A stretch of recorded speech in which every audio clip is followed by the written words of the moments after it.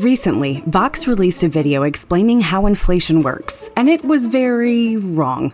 At Learn Liberty, our mission is to educate people about what makes society free and prosperous, and how we can improve the world we live in. Once we saw the Vox video, we had to do something. So, let's dive in.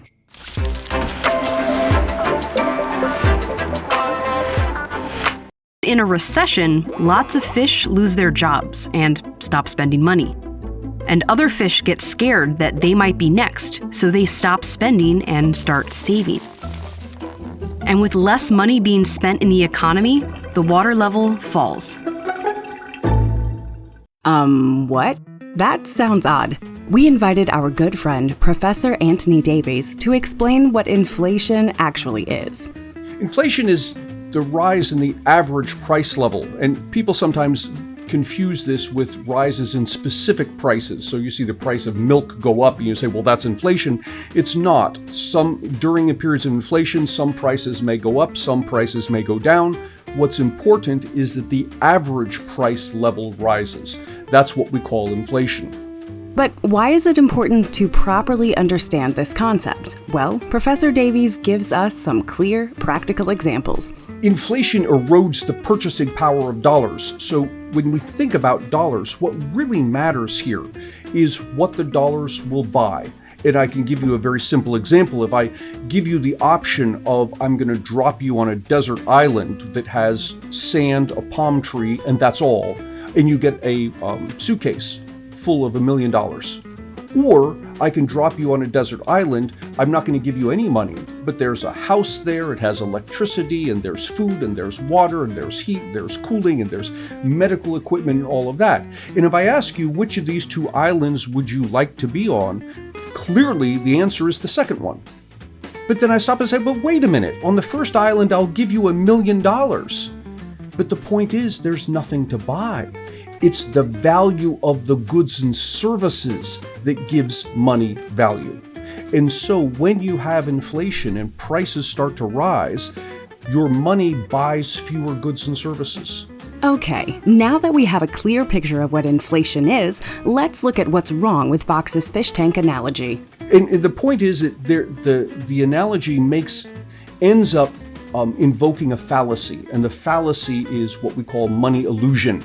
And money illusion is the idea that numbers of dollar bills matter as opposed to the purchasing power of those dollar bills. So someone who succumbs to money illusion would say something like, I would rather live in New York City earning $100,000 than to live in Alabama earning $80,000. And you say, well, why? And he says, well, because in New York City I get $100,000. Well, that person's suffering from money illusion. He's only looking at the number of dollars, completely ignoring the purchasing power. And the fact is, $80,000 in Alabama will go far, far further than $100,000 will in New York City. And this is what Vox gets wrong with its analogy. As it talks about the water in the fishbowl, it says, well, look, the water gets too low, and what can happen is, to help the economy along, the government can come along and pump more water into the aquarium. Okay, but that looks a lot like money illusion, that what matters is the number of dollars. The analogy completely ignores the real important thing, which is the purchasing power of those dollars. We have seen this in the US very recently. Money illusion affects everyone, but in the US, it affects lower income people the most. And who does this inflation principally hurt? Well, it hurts people who, for example, are locked into their wages. If I have $100 sitting in my dresser drawer and the $100 will buy a certain amount of goods and services. Over time, if there's inflation, that $100 in my dresser drawer will now buy less than it did before. The inflation erodes the purchasing power of that money. When the economy goes into recession, people are out of work. Because they're out of work, they're not buying things. And because they're not buying things, businesses start to cut back on hiring, which just exacerbates the problem. And the idea of stimulus checks is to get the economic ball rolling.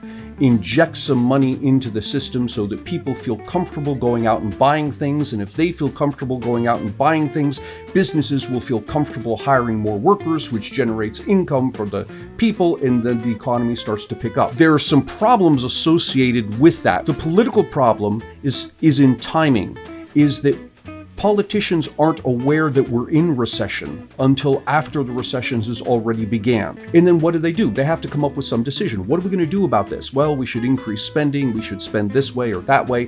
And so that also takes time. And so what can happen, doesn't happen in every case, but what can happen is that the government ends up pressing the accelerator, stimulating the economy at the exact wrong time, at the time when the economy is already coming out of recession.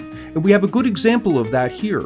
Joe Biden, when he took office in January, immediately started pushing for stimulus spending. And by the time all of that came to fruition, the economy was already coming out of recession.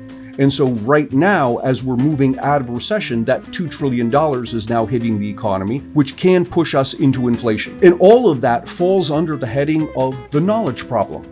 That is, that politicians simply don't have enough information to be able to make decisions for people that are, on average, better than the people could make for themselves.